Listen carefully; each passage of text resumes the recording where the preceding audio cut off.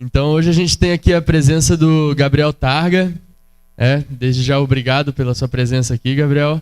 Gabriel ele é formado pela UFSC, em Florianópolis, em Engenharia de Materiais também. Tem mestrado também na UFSC, em Engenharia de Materiais, na área de materiais compósitos revestidos com fibras vegetais, que particularmente para mim é uma área muito interessante. Já trabalhei um pouco também com a professora Cláudia. E vai estar trazendo hoje um pouco a informação sobre a empresa que ele acabou fundando, justamente nessa área. Bom, não vou estragar toda a surpresa aí também, Gabriel. Fica à vontade, desde já, em nome de toda a organização de Semana Acadêmica, muito obrigado pela presença e o tempo é seu. Sim,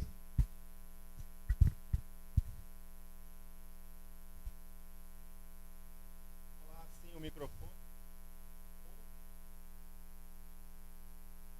Se algum, por causa do vídeo... Tá, eu vou tentar me familiarizar aqui com o microfone. Obrigado, Vinícius. Obrigado pelo convite. Então, eu sou o Gabriel e eu vou fazer uma palestra para vocês, contando uma palestra, quer dizer, uma apresentação, na verdade, bem despretensiosa, um bate-papo, na verdade. Se a professora Cláudia quiser, em algum momento, complementar alguma coisa que foi falado na classe, relacionar com o que eu estou mostrando, fica à vontade. Qualquer pessoa também que quiser interromper, fiquem à vontade. Se não for relevante nesse momento, eu vou fazer um gancho mais para frente. Não vou te responder agora, daqui a pouco eu respondo. Mas fiquem bem tranquilos, bem livres.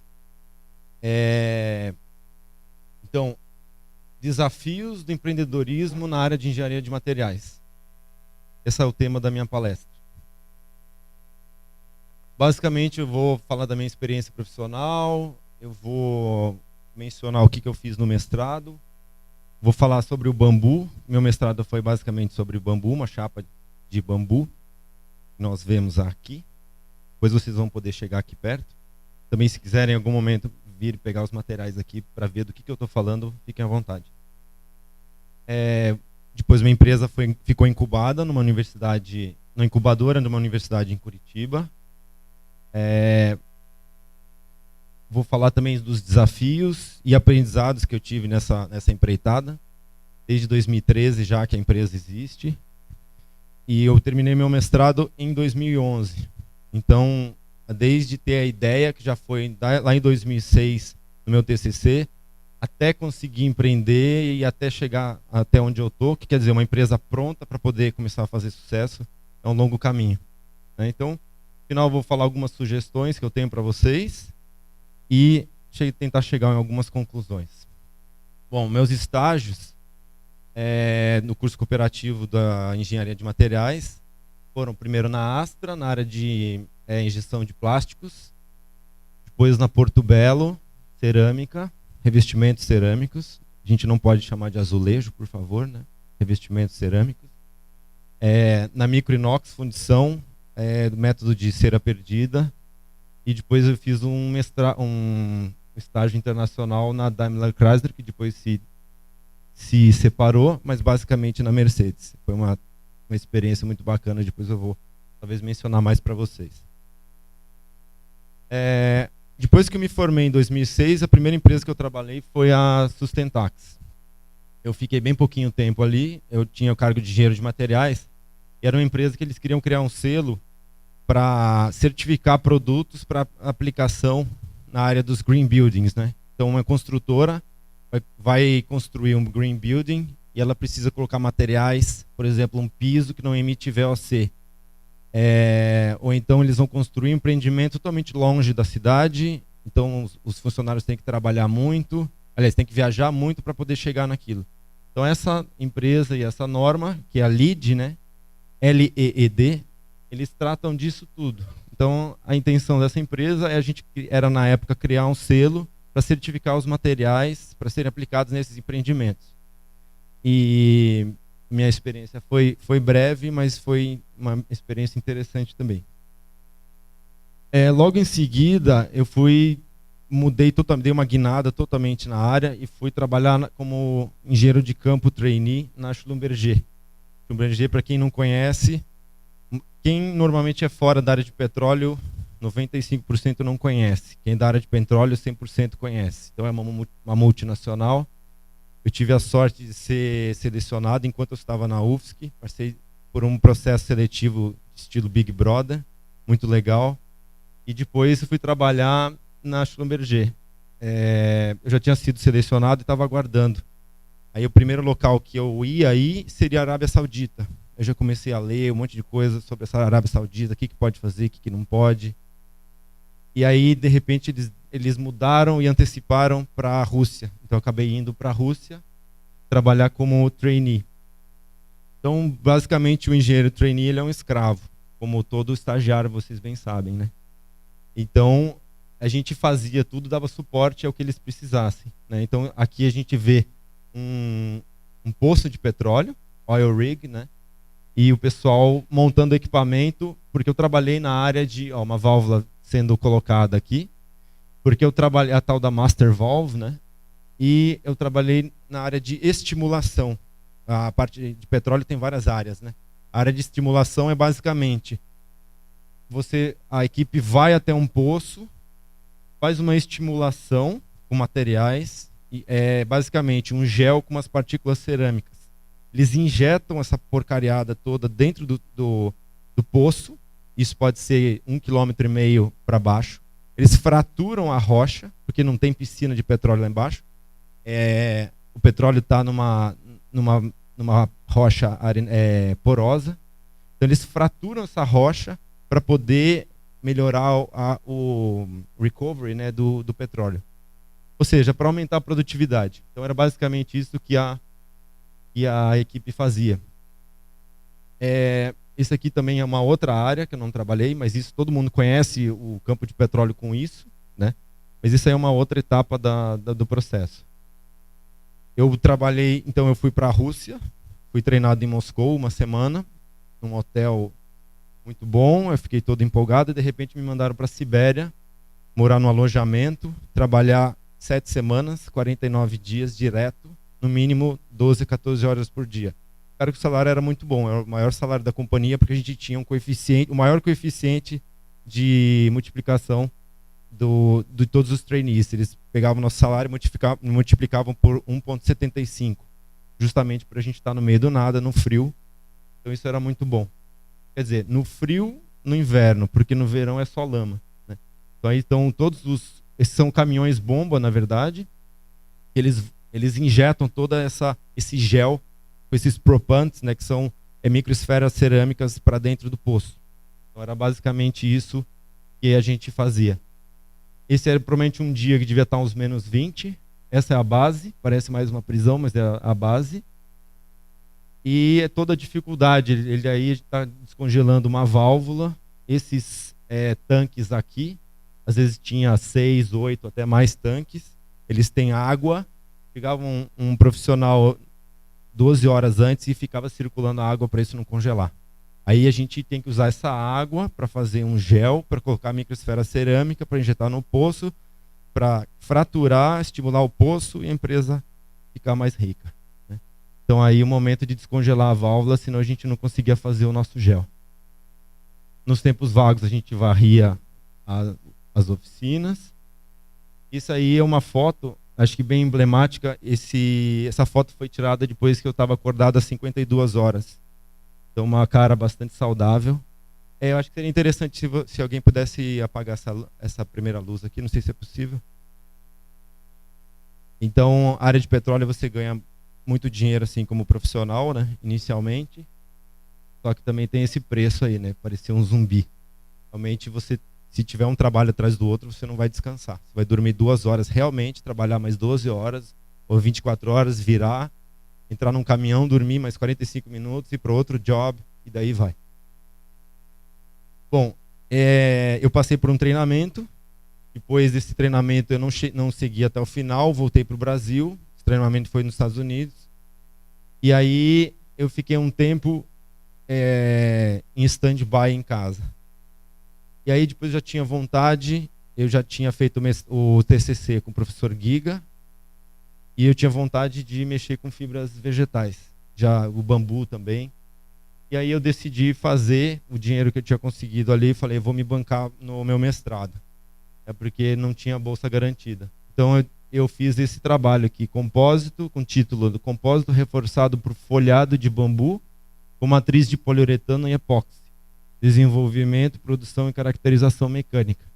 Esse foi o tema do meu mestrado. Basicamente, fazer uma chapa, utilizando uma fibra, que eu desenvolvi o equipamento, quer dizer, um torno para extrair essa fibra, até 0,2 milímetros, uma fibra de bambu. Utilizando, você viu aqui mais amarelado, numa resina de poliuretano, ou então um epóxi. Então esse foi o meu mestrado. Agora eu vou falar um pouquinho do bambu. Né? O bambu é um material extraordinário. Ele é uma gramínea, na verdade. Né?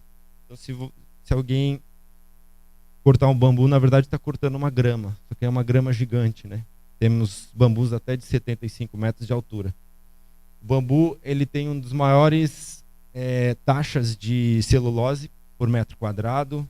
Ele tem a maior taxa de crescimento já registrada em Kyoto, 109 centímetros no período de 24 horas. Né? Aí se alguém... Ah não, ele falou errado, não é isso mesmo, 109 centímetros. Eu sei porque o mestrado a gente tem que saber essas coisas absurdas, né? 109 centímetros, imagina, de manhã está aqui embaixo, de repente está aqui. Né? Então isso é uma vantagem justamente para fazer empreendimentos com bambu. O bambu, quando ele é plantado, ele não é plantado da semente. Até existe a floração que gera semente, mas algumas florações elas demoram 70, 110 anos, ou às vezes 15 anos. Então é uma coisa totalmente aleatória. Ou melhor, imprevisível. Então, normalmente o bambu vai ser de uma gema, ou seja, as gemas estão aqui, né? Pega uma gema e planta ele. O primeiro bambu que der, vai se desenvolver e ele vai ser provavelmente fino. Depois, esse bambu vai começar a lançar através do rizoma. Isso aqui é o rizoma. Esses cabelinhos aqui são a raiz. Né? Isso aqui não é tipo uma batatona, né? É o rizoma, não são as raízes. Então ele vai lançar aqui, ó, tipicamente 3 brotos. Né? 1, 2, 3, 4. 2, 3, 4. Não mais do que isso. Então no ano seguinte, mesmo que pequeno, você vai ter um outro bambu. E aí exponencialmente esse vai lançar mais 2, 3, 4 e daí vai.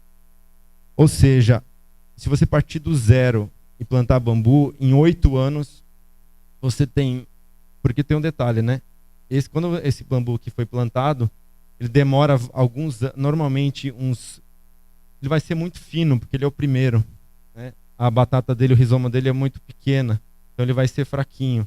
Vai ter 1 centímetro, 2 no máximo. O seguinte já vai crescendo.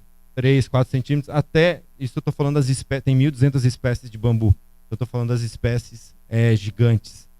Como moçô, que é uma palavra que vocês devem ouvir bastante, ou giganteus, asper, são os bambus gigantes.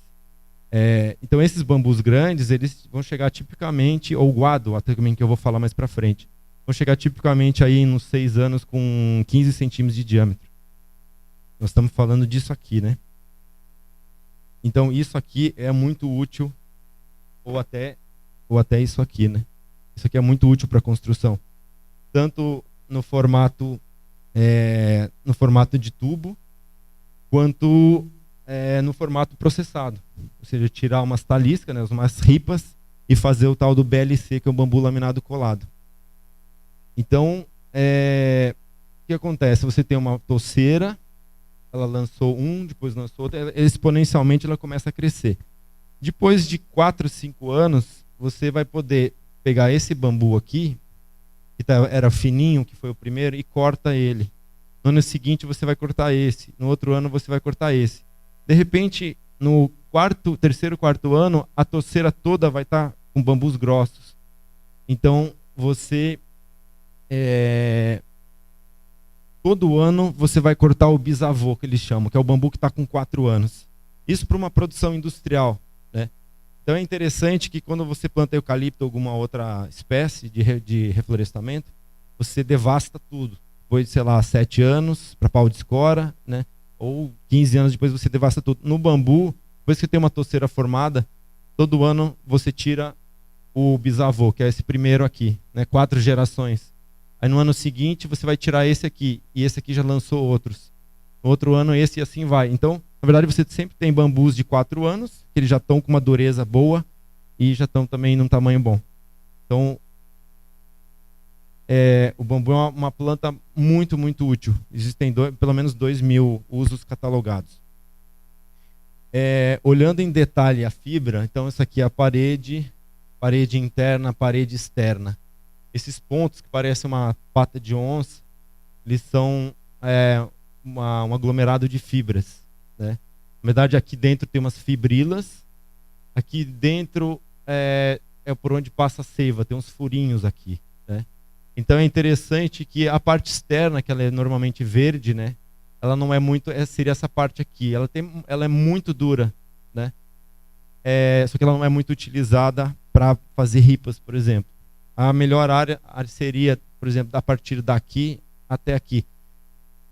Mas talvez uns 2/3. Essa parte aqui também ela acaba ficando muito mole, né? Talvez depois eu detalhe um pouquinho mais, senão a apresentação também vai ficar muito comprida. Mas é interessante, é importante dizer que o bambu é um compósito perfeito. Ele tem uma matriz contínua. Essa matriz ela é uma espuma bem pouco densa, acho que é 0,4 de densidade. E as fibras são super densas, eu não lembro agora, mas talvez 1,4. Então, você, na verdade, quando você tem um vento, ou então uma explosão nuclear, foi no caso de Hiroshima, eu infelizmente não coloquei essa foto, mas varreu tudo, sobrou, a única planta que sobrou em volta foi uma toceira de bambu. Porque é isso, elas têm essa resiliência do bambu, essa flexibilidade. Essa flexibilidade tem a ver com essas fibras, né, que elas estão numa matriz, então elas estão no sentido longitudinal, elas são contínuas, elas são interrompidas aqui nos nós, né? Os nós estão aqui, então elas entram, mas elas não perdem a conexão. Então são fibras contínuas e ele tem muita resistência à flexão, na verdade, né? Isso foi sendo, claro, desenvolvido ao longo dos anos pela natureza, né? Essa foto eu queria que vocês vissem o seguinte: são pelo menos cinco protótipos que eu fiz até chegar num protótipo final. Isso é muito comum quem trabalha com desenvolvimento. Você já não vai chegar e vai acertar na mosca. Normalmente você vai dar uma volta até chegar. Às vezes você chega bem próximo de onde você partiu, mas isso faz parte. Cada protótipo desse, tem coisa maluca aqui com mola que se ajustava à superfície, né? É claro que se eu tivesse um domínio da área de laminação, de madeiras, por exemplo, faqueamento, laminação ou torneamento, ia ajudar bastante. Existem máquinas já prontas, mas às vezes uma máquina dessa você não consegue, mesmo a ideia você não consegue montar no laboratório, você tem que improvisar. Então, depois de muito tempo, de pelo menos 6 meses trabalhando no laboratório, aprendendo a mexer com fresa, com torno, tudo, eu cheguei nesse protótipo aqui, que é basicamente a gente fixa o bambu num eixo, esse eixo gira e a gente penetra com pressiona e penetra com essa fibra. Com essa lâmina. Inclusive essa lâmina é uma lâmina especial. Eu gastava horas afiando a lâmina. Depois eu descobri uma lâmina de Vidia, eu não precisava disso. Então, sem dúvida, eu gastei pelo menos uns 10 dias assim, de trabalho só afiando lâmina. Então, depois eu descobri que tinha uma lâmina de Vidia que não precisa ser afiada. Mas faz parte do jogo. Então, eu fiz qual a técnica que eu utilizei? Eu utilizei a técnica de infusão a vácuo. Você tem uma bolsa, né? Isso aqui é uma maneira bem improvisada, uma bolsa plástica. Você injeta a resina de um lado e você puxa o vácuo do outro. Isso aqui é um trap, né? Se a resina vazar por aqui, ela acaba caindo aqui dentro e não vai para a bomba. Aqui é o sentido da bomba. Então esse foi, eu utilizei tanto a infusão a vácuo quanto uma prensagem também. Aí algumas fotos da dificuldade de você caracterizar o material da matriz, ou seja, o poliuretano vegetal. Aí você faz a mistura dele, tem que ser mistura a vácuo. Aí ele fica bem bonito. Depois de 3 horas está cheio de bolha. Você fala, por que eu fiz de errado? E aí passa o tempo, passam 2, 3 meses e você não sabe por quê. Aqui mais uma parte do trabalho do mestrado. Isso aqui, inclusive, é bastante avançado, isso aqui que foi feito, pelo seguinte, isso aqui eu tinha que caracterizar quanto que tinha de fibra, as fibrilas aqui a gente vê, né, fibrilas todas coladas que formam a fibra do bambu. Quanto que tinha de fibra e quanto que tinha de matriz, né? Matriz a parte esponjosa e clara e a fibra a parte escura. Então, essa era uma foto de microscopia, ótica mesmo, e eu consegui com um software colorir isso de vermelho, e aí eu conseguia nesse mesmo software, que inclusive é um software ImageJ, né? Inclusive acho que até na época eu que acabei descobrindo esse negócio. É um software open source, né? E inclusive eu só vi ele fazendo isso. Então às vezes um software mais caro nem ia fazer isso. Mas uma coisa muito útil, se vocês forem trabalhar com qualquer outra coisa de caracterização, de repente quantificar a quantidade de uma fase ou de outra, utilizar esse método também. E aqui, por exemplo, ó, a área, a fração da área ali, 63%. Aí um exemplo de aplicação, eu fiz um protótipo para o pessoal do Baja, né? Seria uma peça de carro, isso aí foi só uma ideia. Durante o meu mestrado, eu acabei fazendo que eles chamam de um diplomado, né, ou um pós-grado na Colômbia. Seria uma mini especialização de 1 mês, que chamava Gestão Integral de Guádua Angustifolia, que é como eles chamam o bambu. Na verdade, é uma espécie de bambu, né? E lá na Colômbia, eles chamam de la guádua. Ou seja, eles não chamam de bambu, é la guádua. Eu fui para a Colômbia, então, passei 1 mês e pouco lá, na cidade de Pereira, que é numa região não tão próxima a Bogotá. A Colômbia é bastante grande também. Toda essa aqui é uma região que tem muito bambu. São os guaduales, né, os bambuzais. Eles são reflorestados. Então são verdadeiras florestas mesmo. Eles são manejados da maneira correta. A região tem muita tradição na aplicação do bambu. Aí a gente vê um pedágio feito de estrutura toda de bambu. Aí uma ponte. E a gente fazendo uma visita de campo no Guadual. Então eles têm toda uma gestão bem profissional disso. E eles tratam isso como se fosse uma fazenda extrativista mesmo, né? Aí, como o bambu ele é oco, ele tem muita água, às vezes acho que mais de 50% do bambu é água. Também depende do horário, né? Uma maluquice aí. Eles cortam o bambu entre 3 e 5 da manhã. Aí você imagina você entrar num bambuzal, muitas vezes cheio de espinho, com um facão de quase 1 metro de comprimento, ou então uma motosserra para você cortar bambu. Porque esse horário é o horário, o bambu é como se fosse uma bomba. Esse horário é o horário que toda a seiva, toda a água está no rizoma, ou está nas raízes. E depois tudo isso durante o dia começa a partir das 5 da manhã, tudo isso é bombeado para cima, tem toda a troca. Depois disso à tarde começa a ser bombeado para baixo de novo. Então é uma coisa muito louca mesmo, porque se você cortar um bambu, vamos dizer, no meio do dia, você tira baldes de um bambu grande. Então, o que isso importa? Importa que se você for cortar, você tem que cortar o bambu ele o mais seco possível, né? Não adianta você cortar ele com água e depois você secar. Se você cortar ele seco, ele vai ter melhores qualidades e ele vai pegar menos pragas também. Então, o ideal é você cortar ele no horário que ele está com menos água na estrutura dele. Eles levam isso a sério. Então, aí um processamento no próprio bambuzal mesmo, cortando as taliscas, né, essas taliscas ou ripas, depois elas são passadas ali na máquina para deixar elas na geometria correta e depois você pode fazer chapas como essa daqui, né? Se bem que essa aqui é um bambu aberto, né? E são 3 camadas juntas. Aqui é um material muito interessante para quem se interessar por bambu, que é o Woven Strand Bamboo. Esse é um material não sei se exatamente esse mas eu ia falar desse material.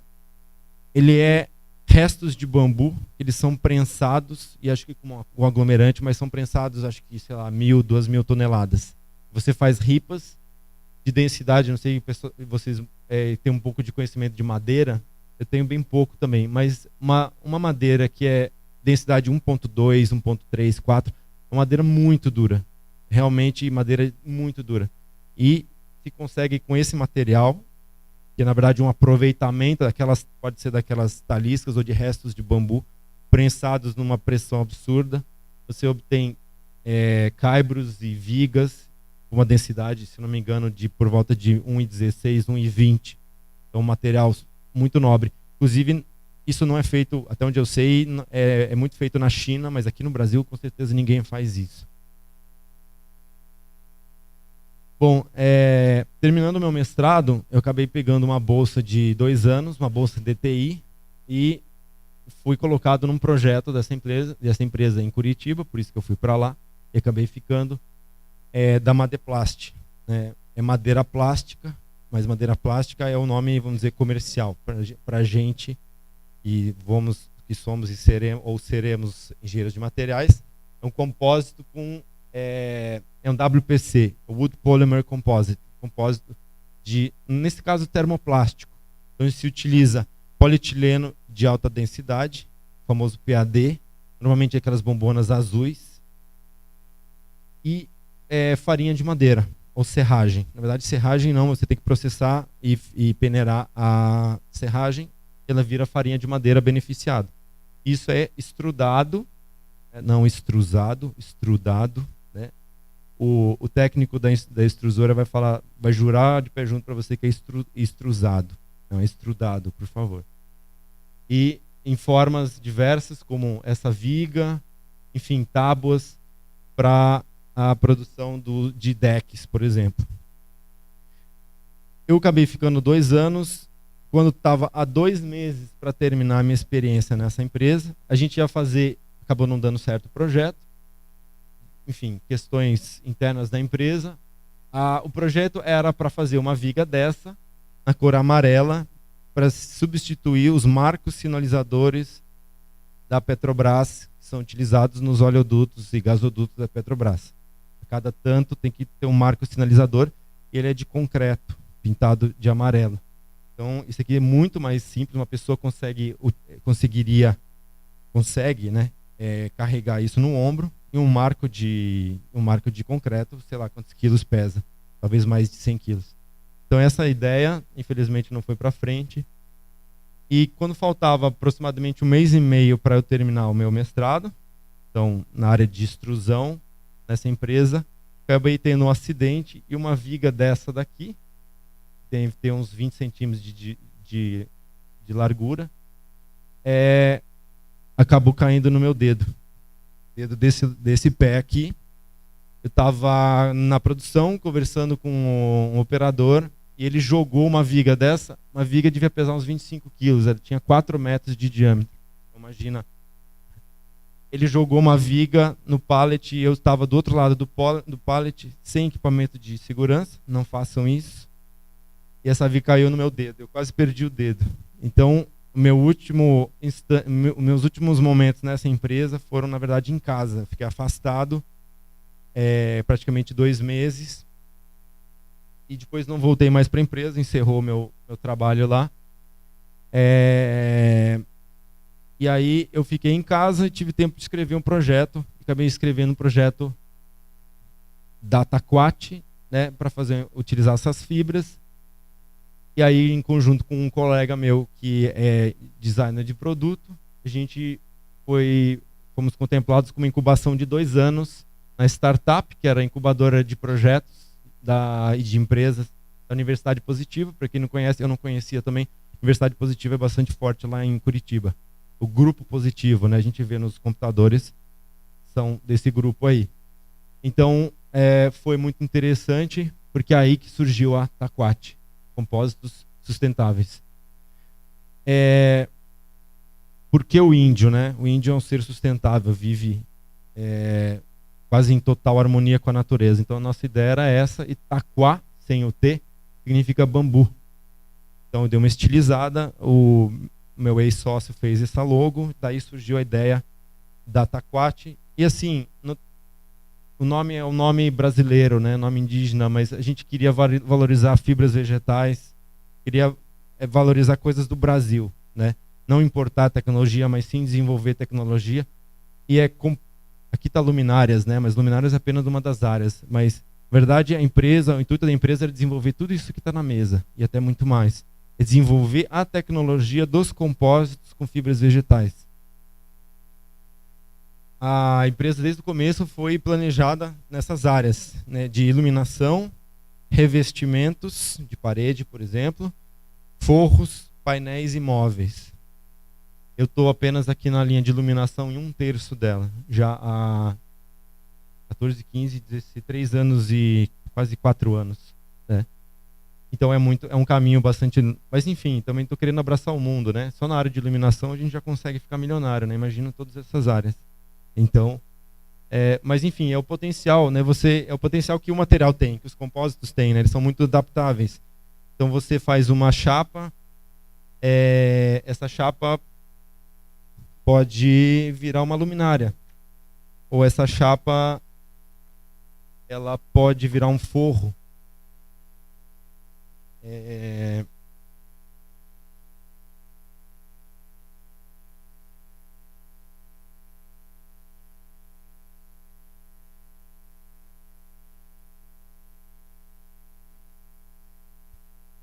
Eu já não lembro mais por que eu escolhi a área de iluminação, mas é o que eu estou fazendo nos últimos anos. Mas, bom, o material tem um apelo, né? É um material translúcido, você pode utilizar para iluminação. A fibra fica revestida, você tem a beleza da fibra. Esse mesmo material pode ser colocado numa parede como uma chapa e virar uma parede iluminada, que é uma coisa pouco comum. Como eu falei, se você colocar em conjunto com acho que vocês aprenderam isso ou conversaram isso hoje ou essa semana. O que é isso mesmo? Isso isso. Nesse caso, um núcleo de PP, né? Tem de alumínio também, mas aí são aplicações realmente aeroespaciais, provavelmente. Aqui é um exemplo de uma chapa de uma colmeia de PP aqui dentro, super leve, depois quem quiser ver, e com dois laminados, né, de fibra de carbono dos dois lados. Então isso aqui, por exemplo, eles fazem chão de avião, parede de avião. O ônibus espacial, inclusive, a estrutura dele era feita, boa parte, com os compósitos sanduíches, né? Então a ideia da empresa era desenvolver todas essas áreas, né? Tem potencial para isso. Com pequenas modificações de processo, a gente consegue atender todas essas áreas e até outras. A vantagem de ficar incubado, infelizmente a incubação terminou pela metade, né? Foi até o final, foram os 2 anos, mas a gente foi assistido apenas 1 ano. E aí, depois disso eles suspenderam as atividades, a gente continuou no espaço, mas infelizmente eles não deram continuidade. Mas a vantagem de você ser incubado, incubadora de empresas, de negócios, é que você tem contato com professores, com consultores, tem toda essa facilidade. Então, por exemplo, planejamento estratégico, muito importante. Parte de marketing, as estratégias de marketing. Vendas, qual posicionamento você quer? Classe A, B, classe C, D, né? Qual posicionamento que você quer no seu produto? Pesquisa de mercado, quem que vai comprar esse produto? Quem é o seu público-alvo? Parte financeira, muito importante. Alguns anos depois, eu estou batendo de novo na parte financeira. Questão de precificação. Qual o preço que eu vou colocar essa luminária? R$ 920 ou R$ 79, né? 920 talvez uma pessoa compre a cada 2 anos. 79 talvez muita gente compre, mas eu não pago minhas contas. Então, muito importante, o financeiro, talvez seja a alma da empresa. Ou seja, quais são os seus custos fixos, custos variáveis, qual que é a sua margem de contribuição, margem de lucro, quanto de lucro você quer. Precificação, acabei de falar, fluxo de caixa. A gente acha que, eu nem sei o que é fluxo de caixa. Bom, pensa bem, para você começar a produzir, além de estamos falando de estrutura, de aluguel e tudo, essa aqui é a fibra, uma tela de sisal. Ela vem lá da Bahia. Num rolo de 75 metros, 110 quilos. Então você tem que fazer um investimento ali de quase R$2.000. Depois, a resina, mais quase R$1.000. Você não vai comprar 1 quilo. Se você compra 1 quilo, fica quase inviável. Você não tem custo. Você tem que comprar 50 quilos ou 100 quilos ou um tambor de 250 quilos. Então, o fluxo de caixa é para isso. É quanto que você vai ter de dinheiro para você poder rodar a sua empresa, né? E a questão do administrativo também. Então, quer dizer, quando você está incubado, você está sendo assessorado, você tem visão disso tudo. Outra ferramenta que não está aí, o Canvas, né? Qual que é o valor para você desenvolver qual que é o valor do seu, que você pretende propor do seu produto, né, para o público. Em paralelo, enquanto eu estava incubado, eu comecei a trabalhar como consultor nessa empresa, EDB Polióis Vegetais. Eles fazem, tem a ver com poliuretano também. Eles fazem aí uma imagem da síntese do óleo de soja. O poliuretano vegetal, ele tem basicamente 2 componentes. É o poliol, aliás, o poliuretano vegetal. Ele tem os polióis e os isocianatos, polidiisocianatos. Então, o óleo de mamona, pelo tipo dos ácidos graxos que ele tem lá, eles têm um grupamento OH que se ligam ao isocianato. Mas ele é um dos únicos óleos, se não o único, também tem tal do óleo Lesquerella, tem mais outro que faz isso também. Talvez o óleo de caju também. Mas enfim, o óleo de mamona, ele cresce aqui em climas quentes, cresce muito bem no Brasil, e ele é um óleo pronto, a natureza fez ele pronto. Outros óleos, como o óleo de soja, por exemplo, você precisa sintetizar ele, precisa modificar a estrutura dele. Então é isso que essa empresa faz, e aí a gente está fazendo o poliol, né? Está transformando o óleo de soja num poliol.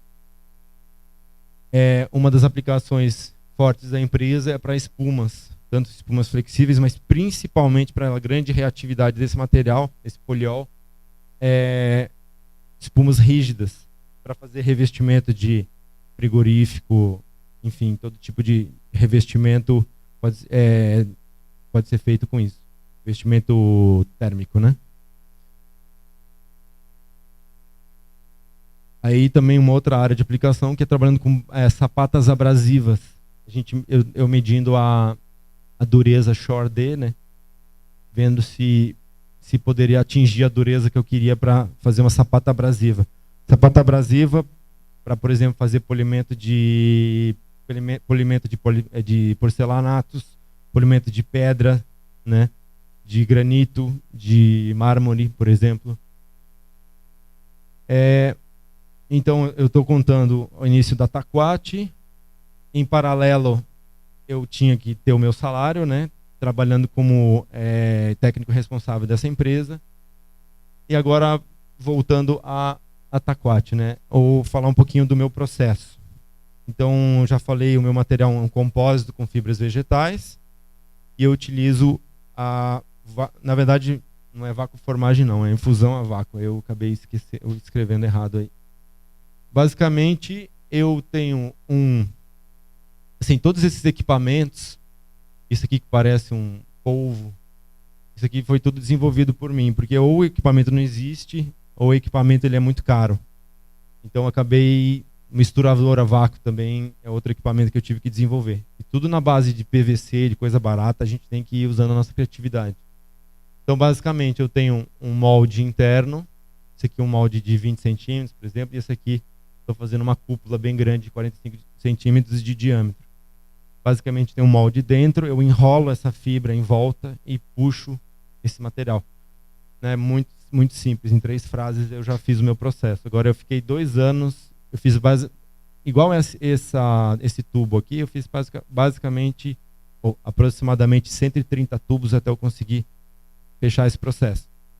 Então, se eu não tivesse alguém para me bancar, eu não teria conseguido fazer tudo isso. Então, às vezes vocês vão, quem quiser empreender, vai ouvir, você não precisa de dinheiro para empreender. Depende, se você for fazer um aplicativo e ficar na sua casa de pijama, talvez isso seja verdade.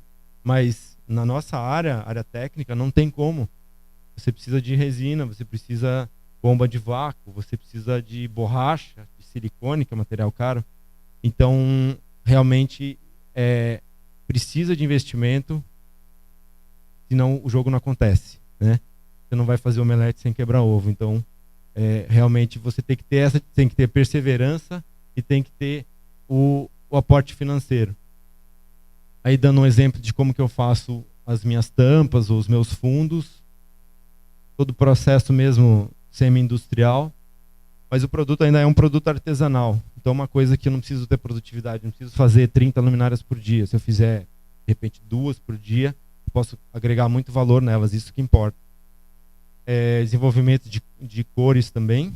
Nós temos uma vermelhinha ali. Além disso, eu faço umas 10 cores. Aí uma visão da minha empresa, do meu estoque. E até mais cores, tem a cor, por exemplo, esmeralda, não dá para ver muito, ela ficou meio escura. Enfim, modelos que eu faço. Essa é da linha Oblique, né, que tem esse corte reto, falando dos produtos da Taquati. Uma Piazza, que é uma luminária quadrada, uma luminária torre de canto de sala, que projeta na parede, de novo a luminária Oblique. E agora eu queria falar um pouco do que é ter uma empresa, né? Eu vou para essa parte da parte do empreendedorismo. Aí fala assim, pô, mas eu não aprendi, aquele professor falou para não colocar tanta informação no slide, né? Não, eu fiz de propósito. Se alguém ler lá atrás, o que está escrito aqui eu não atingi o meu objetivo. O objetivo era botar bastante coisa mesmo para deixar até a pessoa zonza. O que envolve ter uma empresa, né? A gente não tem muita noção. Eu vou falar rapidamente. Você precisa ter um contador. Se você é MEI, microempreendedor individual, você não precisa ter um contador. Mas se você é empresa ME, microempresa, você precisa ter um contador. Microempresa, EPP, né, empresa de pequeno porte, tudo isso você precisa de um contador. Seu contador tem que ser o seu melhor amigo, é ele que vai resolver os problemas para você. Aquele probleminha que tem na prefeitura, sabe, do alvará que não saiu, você vai falar com ele, ele vai te dar os caminhos. Alvará da prefeitura, inspeção do bombeiro. Essa semana teve a inspeção do bombeiro, já a segunda inspeção que eu tenho. Alvará ambiental. Contrato social. O que é o contrato social? Enfim, é o contrato que diz quantos sócios tem a empresa, o que é a empresa, qual que é o CNAE, ou seja, o Cadastro Nacional de Empresas, né? Quer dizer, o que a sua empresa faz? Ela produz sabonete ou ela produz luminárias, né? Então você tem que ter tudo isso no contrato social. Quantos sócios tem? Quanto que cada sócio tem? Aí eu já falei enquadramento da empresa, né? Até acho que R$72 mil você pode ter uma MEI. Acima disso, até 360 mil é uma microempresa. Acima disso, até 3 milhões e 600 é empresa de pequeno porte. Emissão de notas fiscais. Como é que você emite nota fiscal? Eu preciso do certificado, preciso pagar R$220 todo ano só para poder emitir nota fiscal. Mas é pouco. Não, tudo bem, são quase R$20 que está embutido aí todo mês. Sem você fazer nada, se você não emitir nada, já R$20 que contou no seu custo fixo. Software de gestão, você tem que ter, hoje você é obrigado para até inclusive emitir as notas, você tem que ter um software de gestão, né? Para você fazer a sua movimentação, para você enviar para o seu contador, para você fazer os pagamentos de imposto, para você pagar o seu imposto de renda. Qual que é o seu prolabore? Quais são os seus custos fixos, seus custos variáveis? Quais pontos de venda que você vai ter? Máquina de cartão. Você vai pagar a mensalidade ou você vai pagar a máquina de cartão? Você vai comprar ela?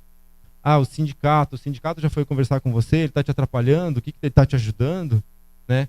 Segurança do seu galpão, você tem um galpão ou você está na sua casa, ou você está onde? Como que é a sua segurança, como que é a sua vizinhança, né? Tem enfim, é um lugar seguro ou tem problema de tráfico de drogas, né, que é muito comum? Então você vai ter um monitoramento, você vai pagar esse monitoramento ou você vai deixar todos aqueles equipamentos que você comprou lá dentro? E o seu alarme? O seu alarme funciona sozinho? Não, ele precisa de um chip. Você gasta R$30 no chip. E os seus vizinhos eles te dão problema, você causa problemas nos seus vizinhos, e a sua vizinhança que eu falei é segura ou tem problema de tráfico de drogas, né? O Google Maps, por exemplo, você vai aparecer sua empresa no Google Maps ou não? E o AdWords, você vai usar o AdWords para promover a sua empresa ou não? Quem são os seus concorrentes? Muito, muito, muito importante, os seus fornecedores. Depois o contador, acho que o melhor amigo é o fornecedor. Porque o fornecedor ele pode não te entregar um produto, né? Ou ele pode justamente sempre te fornecer aquele produto que você precisa de maneira rápida. Uma das resinas que eu recebo na porta, por exemplo, sem pagar nenhum custo. Claro, o custo está embutido. Mas e se o meu fornecedor der para trás e não me fornecer mais a resina? Aí aquele pedido de 80 luminárias que você demorou 2 anos para fechar, como é que fica? Então, fornecedor, teve componentes da luminária que eu demorei 4 meses para conseguir, né? Então, o fornecedor é muito importante. E o seu site está registrado, registra uma coisa, R$40 por ano. Outra coisa é a hospedagem, né? E seu webmaster, você mesmo vai fazer tudo isso aqui? Ou você vai ter um webmaster? Quanto você vai casar com ele? É seu primo, seu cunhado? Ou você vai pagar ele, né? E a sua marca, você registrou aquele logo bonito com o índio lá, está registrado? Ou de repente alguém vai fazer taquate automóveis e todo o seu trabalho foi perdido? Entendeu? Usando a mesma marca e você não pode usar aquilo. Entendeu mais? E patente, será que eu preciso patentear tudo isso para não ter problemas futuros? Então, assim, isso é só uma fração do que a gente tem que se preocupar. Estou fazendo até de propósito para meio que jogar tudo isso para vocês, né? Então, assim, desafios, né? Quer dizer, desafio está meio quase que caindo num abismo ali, né? É mais a analogia. Mas, assim, o desafio na produção. Praticamente todo esse tempo que eu fiquei na empresa, eu fiquei desenvolvendo um processo. 2 anos desenvolvendo um processo, né? E as matérias-primas. Eu tenho um problema que as pessoas pedem esse material mais claro. Então, isso é uma coisa de matéria-prima. Só agora que eu consegui fazer um material mais claro, né? Os funcionários.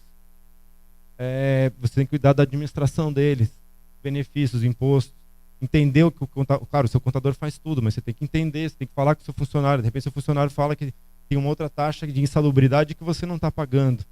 Entendeu? Então, esses são desafios. Você ter uma produção, ter um processo, tudo funcionando, você ter um funcionário que não te dê problema, você ter um funcionário que utilize os EPIs, né? Você ter...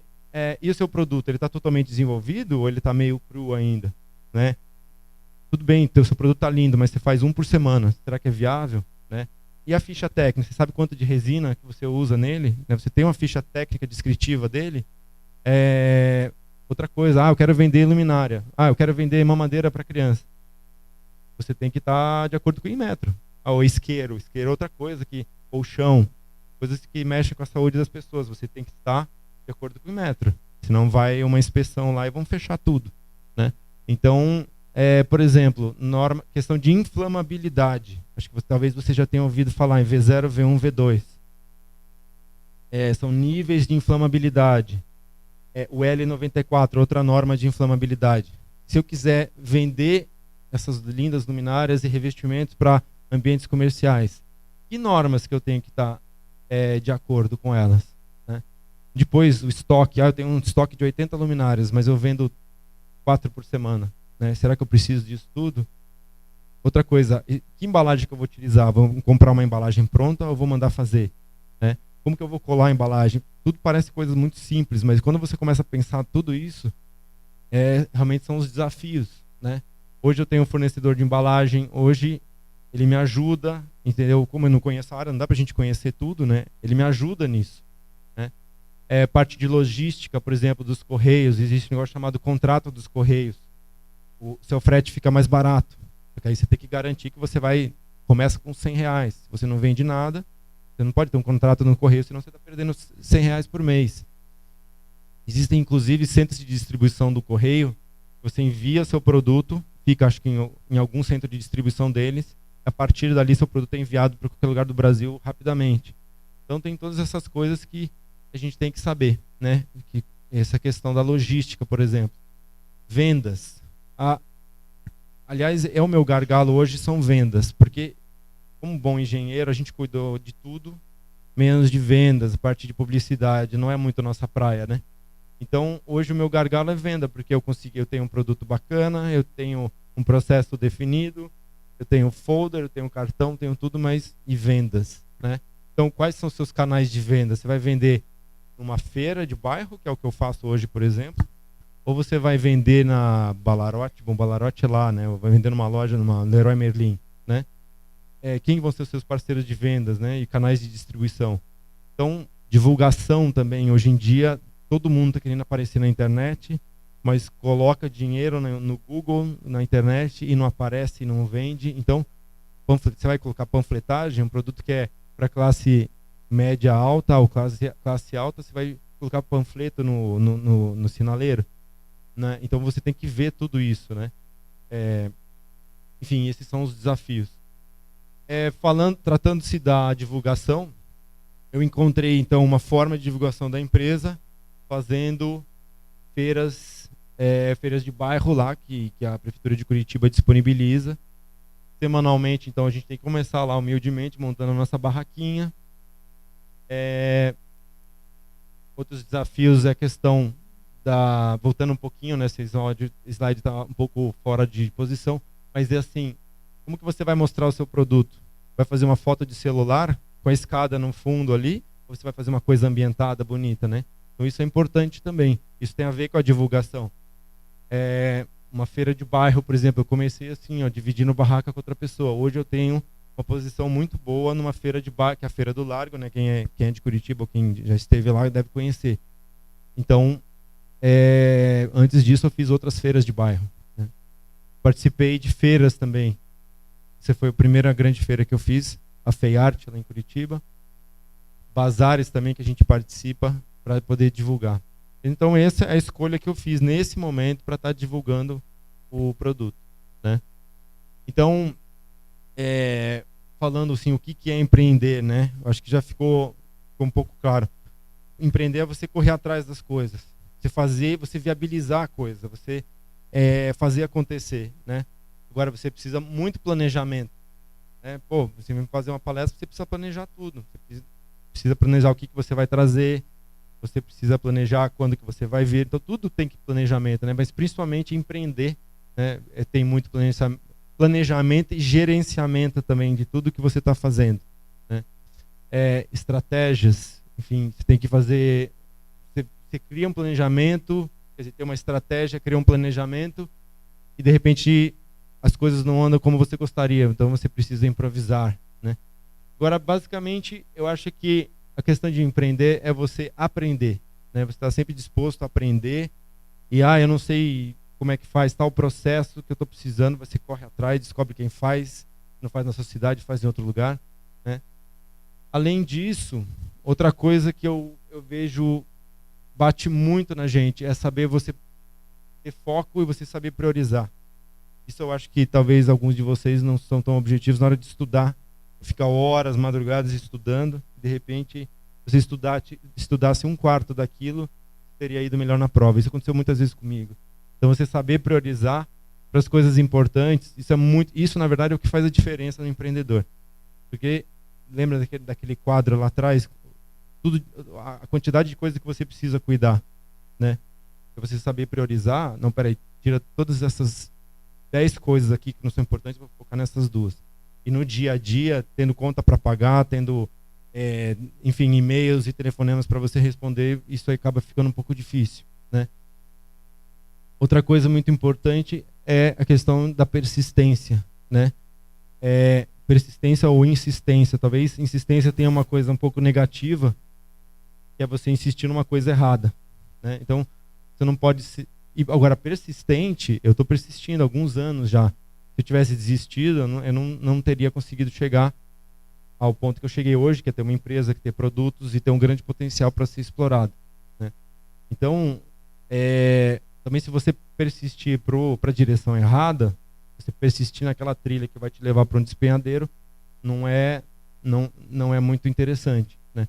Então é sempre assim, você tem sempre que pensar, será que eu tenho que persistir mais mesmo, né? Ou está na hora de eu dar 15 passos para trás e pegar outra trilha, né? Então essa é uma coisa que você toda hora está tendo que que pensar.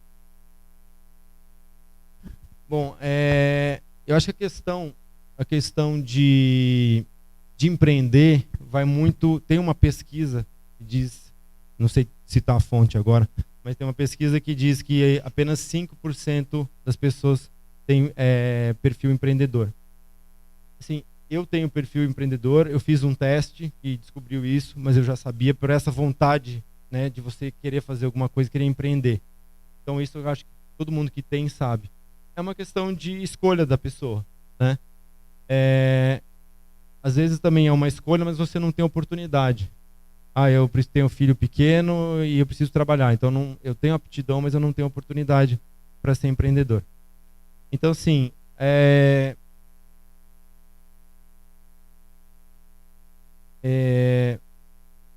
a questão de você ser empreendedor assim, é uma escolha. Realmente você quer seguir nesse caminho, né? Vai ser difícil, mas tem muitas vantagens também para você, se você seguir nesse caminho, né? Por exemplo, a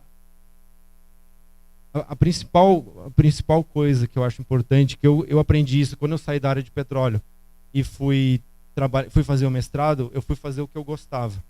Era desenvolver o material, desenvolver novas técnicas, tentar usar a criatividade.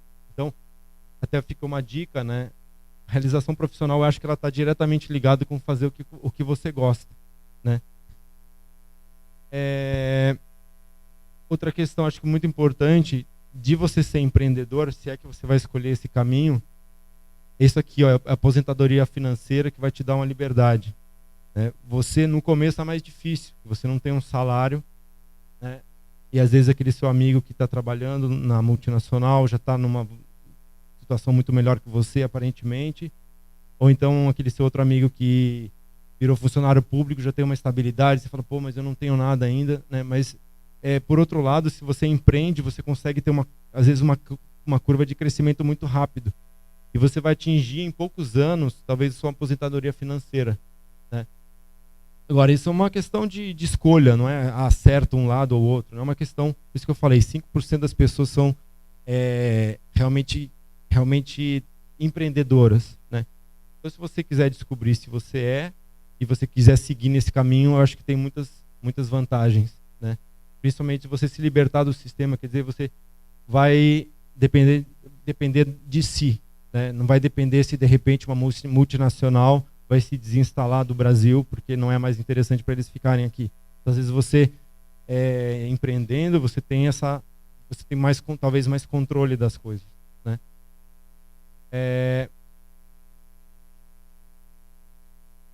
Apenas então aqui, só voltando um pouco, eu gostaria de deixar algumas sugestões, né, para quem quiser empreender.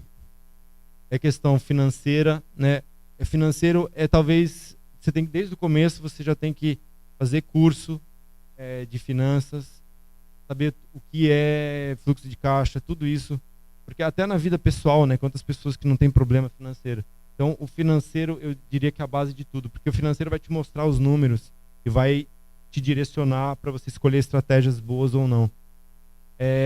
Outra sugestão que eu dou é a questão do Sebrae. Eu tenho ultimamente feito cursos e assistido palestras do Sebrae. O Sebrae realmente dá muita força para a gente, tendo inicialmente consultorias gratuitas. Eu tenho uma ideia, fazer sabonete, sei lá, vai no Sebrae e eles realmente vão te dar uma consultoria gratuita. Além disso, Junta Comercial tem informações, Associação Comercial da Sociedade tem informações, Conselho, CREA, né, o Conselho Regional, os sindicatos também, talvez. Então, né, são maneiras de vocês conseguirem as informações. Feiras e eventos, vão para São Paulo, vão para Joinville, vão para outro lugar, aqui mesmo, nas feiras, vão nas feiras e nos eventos para ver o que está acontecendo, né, o que é novidade no mercado. Eu trabalho com plástico, eu gosto de plástico, vai para São Paulo, vai na Fei Plastic, né? Outra sugestão que eu dou, o Founder Institute é um programa de aceleração. Eles têm um método desenvolvido no Vale do Silício. Então, eles são, na verdade, uma aceleradora de empresas. Já geraram mais de $1 bilhão, muitas empresas. Eu participei isso em Curitiba, não sei se aqui em Santa Catarina tem, mas eles têm um teste na internet que é para testar se você tem perfil empreendedor. Então isso é muito interessante, e o Founder Institute é uma fonte interessante também para quem quer empreender, né? Outra sugestão que eu dou, qualquer coisa que vocês forem fazer, tenha tudo na nuvem, né? Hoje em dia a gente tem a facilidade de você ter todos os seus contatos, você ter o calendário, tudo sincronizado, né? Isso já está, vocês são uma geração mais nova do que a minha, então isso já está tudo incorporado, mas muito importante sempre ter tudo na nuvem, né? Outra coisa, uma sugestão que eu dou, hoje eu vejo, às vezes, como é que eu faço para secar um óleo, por exemplo? Então, a informação vai estar aqui, ó, artigos científicos. Às vezes é muito cáustico, mas se você não precisa ler, antes eu queria ler tudo, né? Não, faz uma busca de palavra, vai lá, materiais e métodos. O cara está te dando de bandeja. Outro dia eu precisava de uma argila clarificante. Eu baixei na internet e fui lá, materiais e métodos, peguei a marca, pegando a marca você sabe quem produz, você sabe quem distribui no Brasil. Então é assim que você vai vendo os caminhos. Então os artigos científicos, eles têm muita informação, né? Principalmente para a gente, para vocês que têm a linguagem técnica, explorem isso aqui, né? Porque o público, vamos dizer, em geral, não vai ter estômago para ler e para conseguir as informações. Então, você vai querer empreender em qualquer área, leia os artigos daquela área, leia os artigos, veja o que já foi feito e o que está sendo feito, né? E a questão de patentes e marcas também. Se vocês tiverem também estômago para ler as patentes, né? Por exemplo, o que já foi feito de compósito com fibras vegetais? Tudo gratuito. Vai lá no INPI, faz uma busca de marcas. Por exemplo, eu quero que a minha empresa se chame Bambux, por exemplo. Vai lá, veja se tem Bambux nas marcas, né? Tem e-marcas, tudo eletrônico hoje, tudo online. Então, explorem o INPI, né? São fontes, acho que são interessantes para se utilizar. Bom, eu falei da questão das conclusões, né? Acho que, para finalizar, eu acho que é um caminho árduo empreender, mas é uma coisa que vale muito a pena pela questão de onde você pode chegar, né? Você pode chegar numa independência financeira, pode, enfim, conseguir um patrimônio, muita coisa empreendendo. E talvez que outros caminhos você não consiga atingir, né? A questão da perseverança e da tenacidade, né? Que é um termo que nós conhecemos bem. O que é ser tenaz, né? O que eu lembro é você ter uma trinca no material e ainda assim você resistir, né? Resiliência, né? Resiliência é a questão lá da curva de baixo da... O mercado hoje em dia, ele usa sempre o termo resiliência e tenacidade. Acho que o mais interessante da tenacidade, além de você aguentar aquele puxão, ainda com uma trinca você aguenta a puxada, né? Então, tenacidade acho que é uma palavra interessante, perseverança e tenacidade, para a gente usar no nosso dia a dia, né? E questão de sempre tendo novas descobertas e aprendizados, isso que eu acho que é interessante também, você nunca fica parado, né? Liberdade de você empreender, flexibilidade. Claro que você normalmente vai trabalhar mais do que a média, mas você está trabalhando naquilo que você gosta, você tem uma flexibilidade, uma liberdade que muitas pessoas não têm, né? Questão de construção, enfim, de patrimônio, que eu já falei, independência financeira, e primeiro você consegue a independência financeira e depois aposentadoria financeira. De repente, em 15 anos, você não precisa mais trabalhar. Significa que você não vai fazer nada da sua vida, mas você tem a oportunidade de fazer só o que você gosta. Eu acho que é a melhor coisa que pode existir. Então é isso.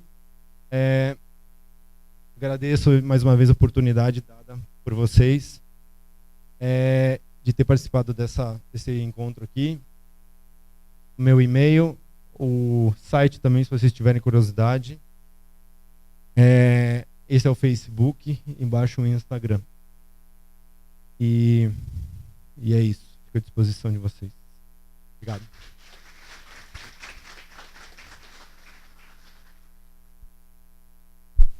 Obrigado, Gabriel. Abrir para perguntas agora, se vocês tiverem alguma. Eu queria perguntar uma coisa, na verdade.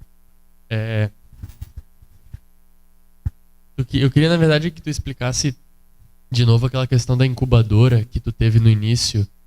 Tu teve um apoio da Universidade Positivo, não entendi muito bem como é que foi. Sim, as incubadoras de empresas, normalmente elas são muito interessantes porque elas te dão todo o suporte que você não teria fora. Tem incubadora que elas até te pagam. Eu não sei nem se aqui no Brasil tem, eu não lembro nenhuma de cabeça. Normalmente você escreve um projeto, se você passar na seleção, você vai ter o direito de ficar alguns anos usando as estruturas dela. Então imagina um galpão, quanto que custa um galpão de 200 metros quadrados? Numa incubadora eles vão fornecer isso muitas vezes ou gratuitamente ou por, sei lá, R$200 por mês. Então eles vão te dar uma estrutura, tanto física, laboratórios, máquinas, quanto estrutura de educação. Por exemplo, a gente tinha contato com os professores que são os professores da UP. Imagina quanto que custa uma consultoria com um professor, né, de 2 horas você conversar sobre planejamento estratégico. Então essas são as vantagens de você entrar numa incubadora, justamente você está sendo incubado para você poder sobreviver depois, né? Então você tem estrutura, você tem que abrir uma empresa, você tem que fazer, não quero fazer consultoria de marketing, não, você tem que fazer porque faz parte do programa, né? Então tem uma contrapartida, né? Mas não sei se eu respondi. Sim, mas no final de tudo isso tu fica com uma dívida com essa incubadora? Não, a não ser que eu não sei todas as incubadoras, mas normalmente não. Às vezes você não paga nada, mas tem uma seleção bem criteriosa, né? Mas você não fica com dívida, não. Não é, por exemplo, você não recebe um aporte, né, você tem que devolver. Obrigado. Beleza. Mais alguém para pergunta? Eu acho que não. Antes da gente fazer a nossa mostra aqui, eu queria então te entregar um brinde da organização da Semana Acadêmica. Obrigado pela participação, Gabriel.